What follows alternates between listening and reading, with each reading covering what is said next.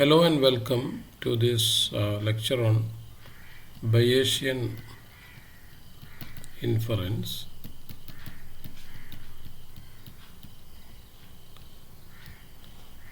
So we know that there are two ways in which statistical inferences are done. So one approach is frequentist approach,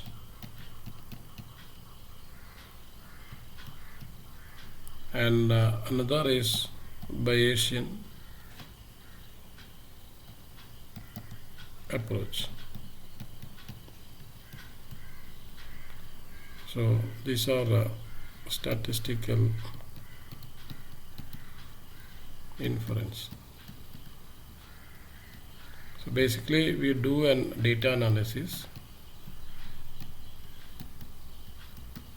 to infer the underlying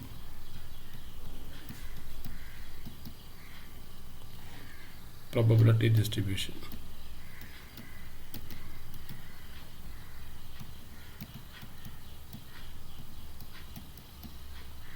So in statistical inference, we collect data by the way of sampling, and we do some analysis to infer the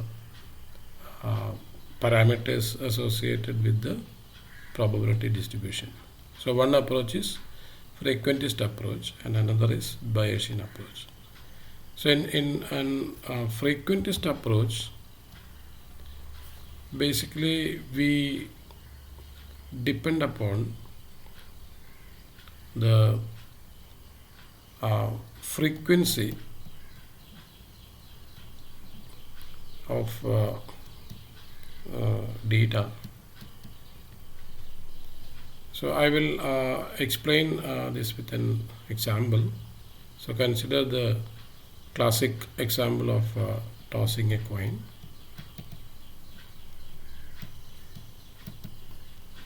So let me associate a random variable to the outcome of the experiment tossing a coin. So we know that the probability associated with this random variable taking a value heads is 1/2 or 50%, and probability of this random variable taking a value tail is 1/2 or 50%. So question is, how did you arrive to this value 1/2? Right? So basically I have to repeat this experiment of tossing a coin for n number of times, and possibly n tending to infinity. So I'm doing this experiment for infinite number of times, and I am recording the outcome of the experiment. So let me just enumerate. And in first toss I got a head, second toss I got a head, third toss I got a tail, fourth I got a head, then tail, then head, so on, so forth. So after repeating the experiment for n number of times, so I noticed that 50% of the times I am getting heads, and 50% of the times I am getting a tail for a fair coin, right? So this is why we arrived to this value of getting a head is 1/2 or getting a tail is 1/2, right?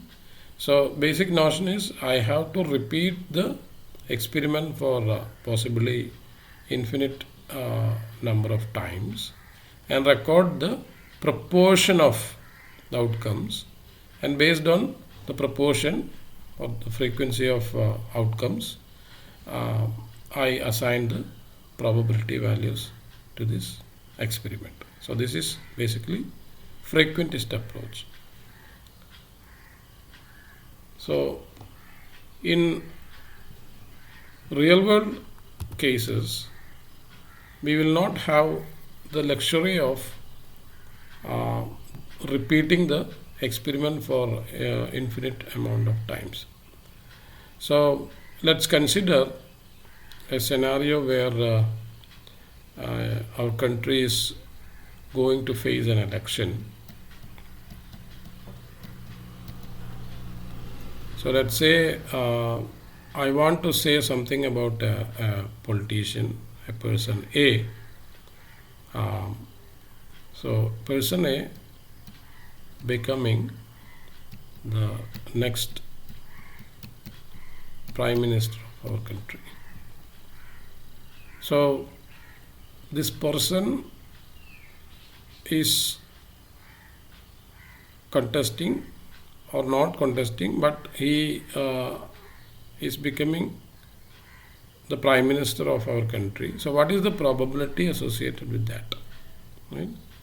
So the election is maybe happening in every 5 years, or it's not possible to repeat this experiment for several times and find out the probability. So a person A can be associated with a probability, let's say 80% chance that this person is becoming a Prime Minister. So another assignment could be, so there is a 100% chance that this person will be becoming the Prime Minister. Another assignment could be, there is a 10% chance that this person will become Prime Minister. So I'm assigning the probability values based on the belief or confidence that I have in this statement, A becoming the next Prime Minister. So this is very much different from the previous frequentist approach, where we are basically relying on the belief in the statement, right? And we do not have the luxury of repeating this experiment for several times. So this is a natural way of assigning probabilities to a particular event. So when I assign a probability value P of A, so I call this as the prior. So the prior is my belief on this statement, right? And when I expose to some data, so there is some analysis has been done, and some data is available based on this person. So I get something like the probability of person becoming the Prime Minister given this data, right? So I got some evidence on this person, and now I am expressing this probability like this. So probability of this person becoming Prime Minister of our country given this data. So this basically we call it as posterior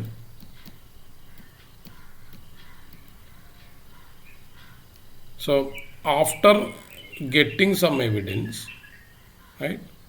So what is the probability? So this post probability is basically known as posterior.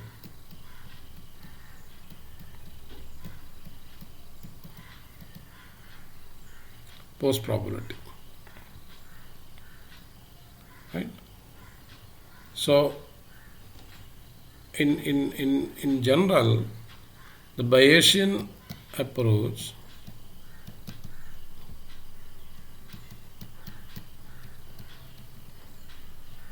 we have a chance to update the probability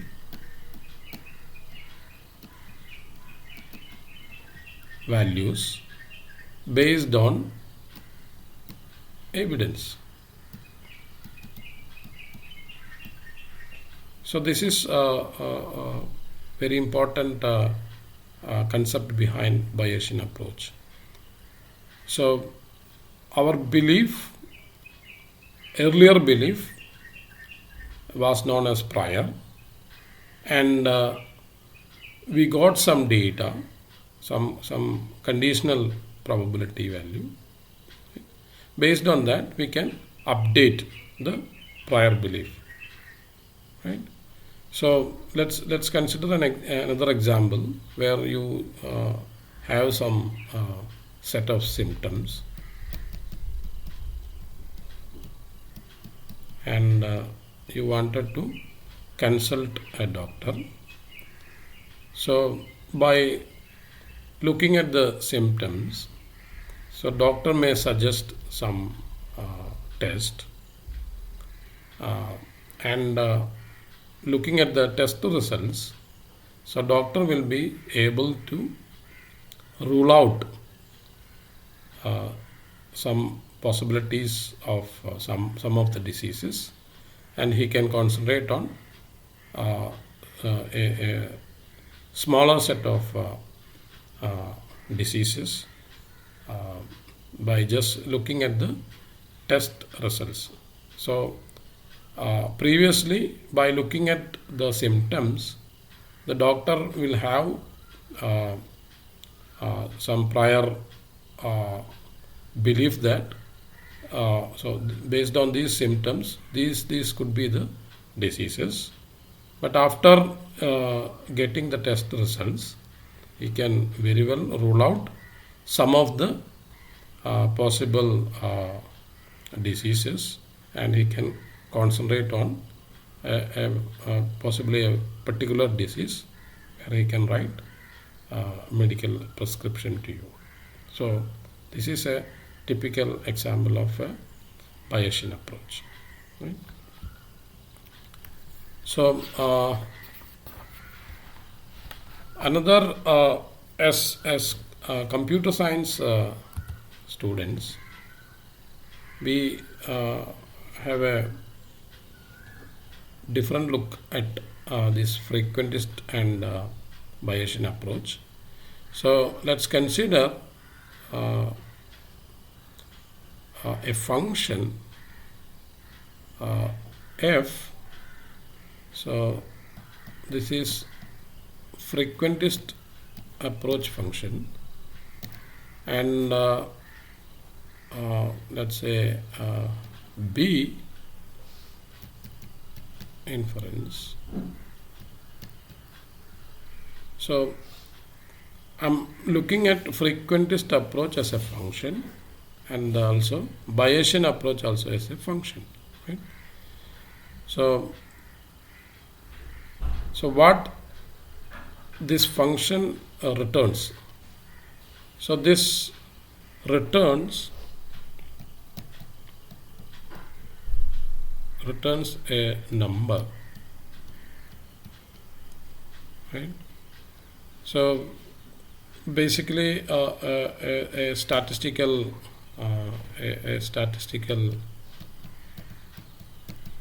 estimate. So in the coin tossing example, what we have seen that what is the average value representing the heads or average value representing the tail. So in contrast, Bayesian function returns you probability values.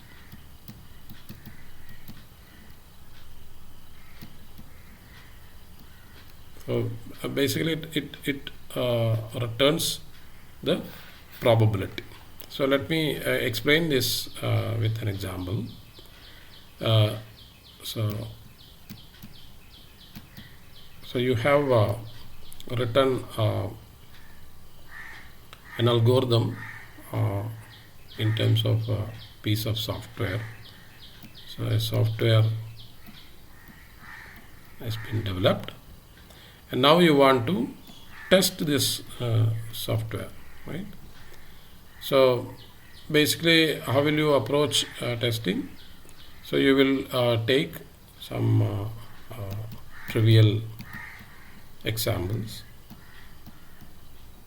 as test cases, and you see whether the test passes, your software passes the test. So you have seen that your software passed this test. So now you will go with little bit difficult test cases.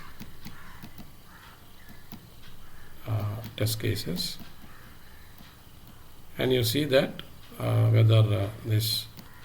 So again, you have seen that the software has passed the test. Now you again more difficult test cases, and you see that your software has been passed the even more difficult test cases. So now what you can say about your software, about the bugs, right? So even though you have done many test cases and you have verified that the software passes the test cases, you cannot make a statement on that my software is 100% bug free, because as a software engineer you know that there might be one case, right? There might be one case where it may fail your software, but here you can make a statement of a confidence level, right? So maybe I'm 99.99% confident that my software will work in many cases, right? But I cannot make a claim of maybe 100% bug free. So basically this is a Bayesian approach. Basically Bayesian approach, you say that the confidence level of the software that you have. Now let's pass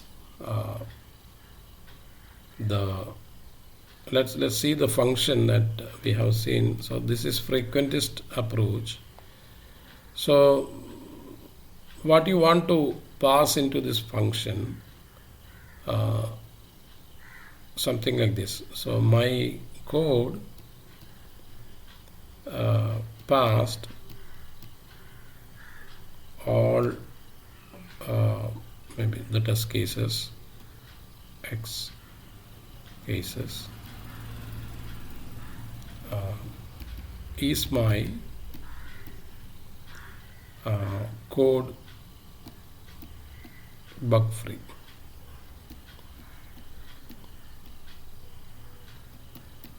Right?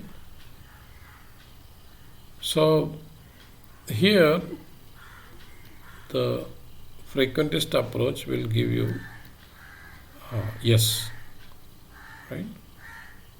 So this is a value right, related to the question. But in the case of Bayesian, so often, the input to the function is something like this. Often my code has bugs. Then my code passed all X test cases is my code bug free. So you see that so in this Bayesian case, I'm passing an extra parameter here. So often my code has bugs, right? So this is, you can take it as a prior. So this is your prior belief, right? So other things are actually the same that is passed in the frequentist approach function. So what do you expect the outcome of this functions, what it returns? So basically this has to return probability values. So it should say yes, but with probability, let's say 98% or 0.98, right? And no,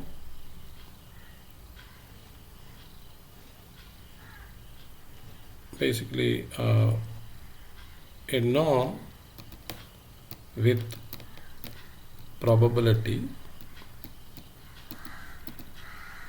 2%, so or 0.02, right? So you are getting as an output to this function, you are getting probability values associated with the your question. So in the frequentist approach, you are getting just a value, right, associated with. So this could be the average value of the test results, basically. So this is so the important thing is you are passing the prior knowledge to the Bayesian function, right?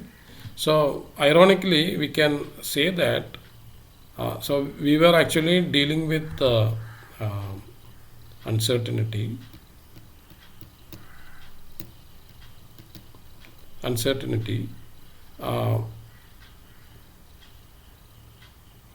The Bayesian approach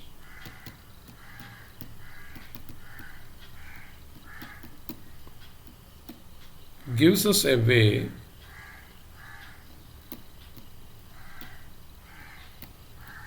to incorporate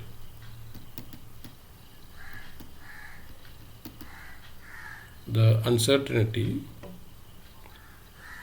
incorporate the randomness in terms of prior, right? So this is a very nice framework where we incorporate the uncertainty about our statement within the framework of Bayesian approach, right? So let's see some more aspects in this context. So in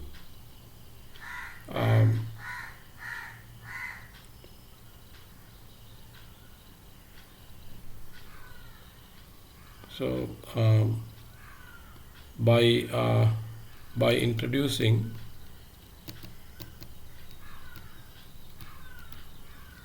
prior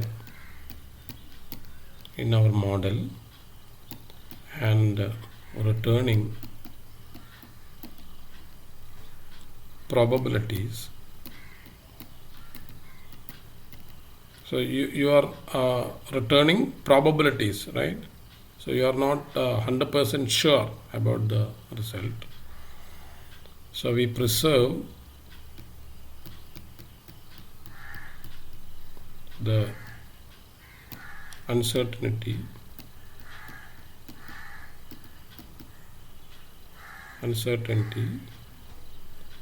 that reflects the instability of statistical inference even for a small set of data. So I will try to explain this.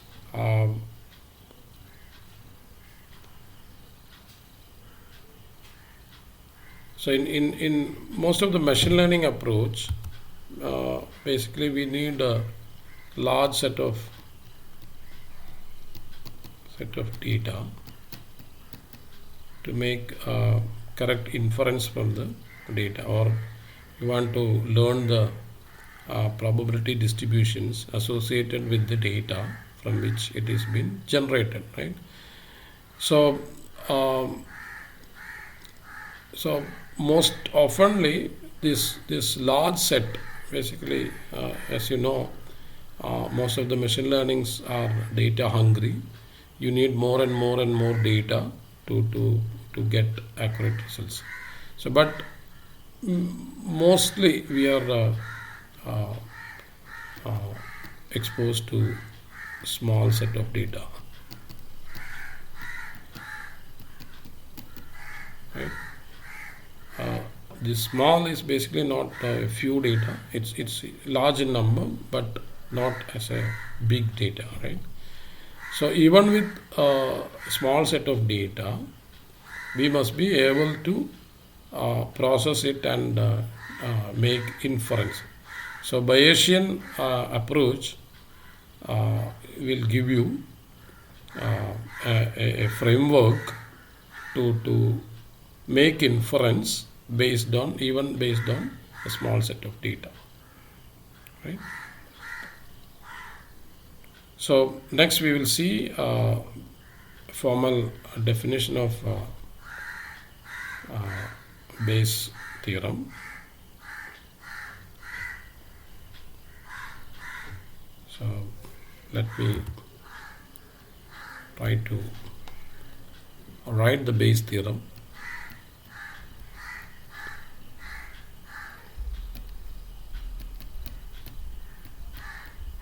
So this is due to Thomas Bayes.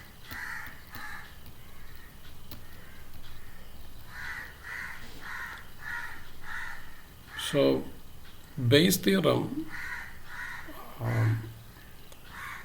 maybe let me try to derive it first. So from the known things. So we have seen the joint probability of two events is expressed as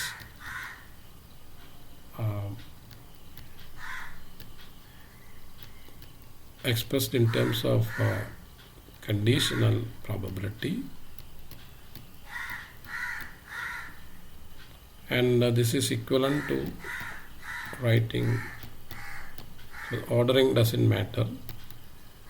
This is y given x px, right?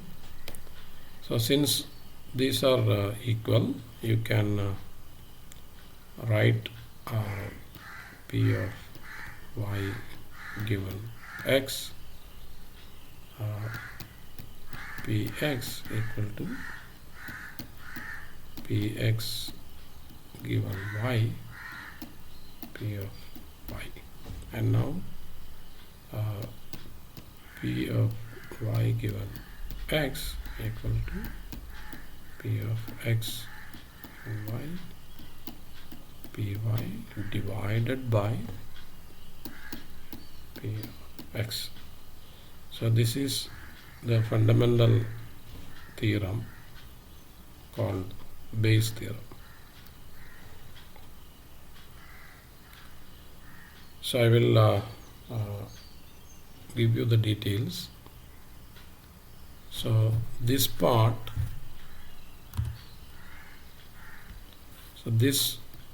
is called as posterior probability,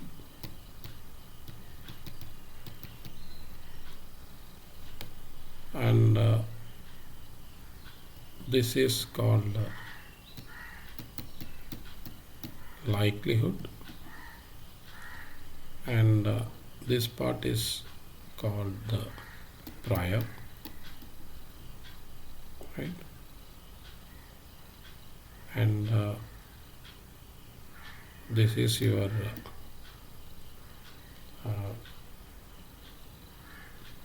marginal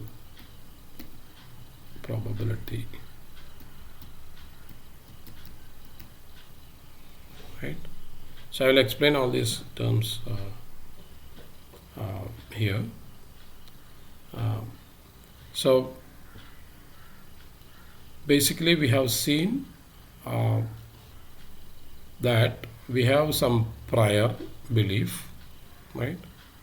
And we collected some data, and based on that we actually updated the probability. So this updated probability comes as a posterior probability, right? So as a computer scientist, we have a very handy kind of a formula where we can get the evidence, then update the probability, again get the evidence, then again update the probability, right? So this way we can refine computation of posterior probability, right? So usually this equation is written as something like this. So I just try to explain the parameters associated with this. So let me write this first.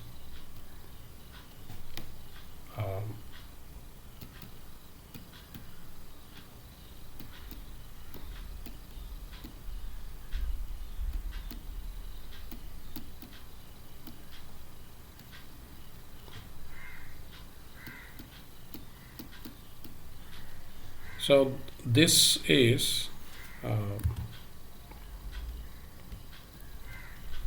called as a hypothesis.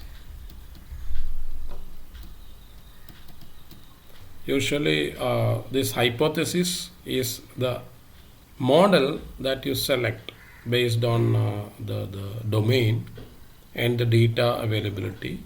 So this is the probability distribution that you guess, or this is the model, and this usually associated with some parameter values theta i's, right? And this is your data, right? So a hypothesis, probability of the hypothesis given data is equal to probability of data given hypothesis, and probability of the hypothesis, so marginal probability of the hypothesis divided by marginal probability of the data. So this is your prior belief that the data might be generated from this kind of a model or this kind of a hypothesis. But after this, you get a chance to update it. So you can compute the posterior probability, right? And this is overall distribution of the data. So this is basically you have to sum over all the possible things and you compute this probability. So for discrete cases, this is calculation will be simpler, but for continuous distribution case, this will come as an integral of entire distribution of data. So it will be little difficult to compute this in the case of continuous distributions, right? So this usually we write it as posterior is proportional to, so absorbing this as a constant, likelihood multiplied by the prior. So this was our likelihood. So likelihood we are asking, given this hypothesis, what is the chance that the data is being generated? So what is the chance that this data is being generated? Given this hypothesis, what is the chance that this data is being generated by the process? Right? So this equation will be explained, and the effectiveness of this equation will be explained with examples in the next lecture. Thank you.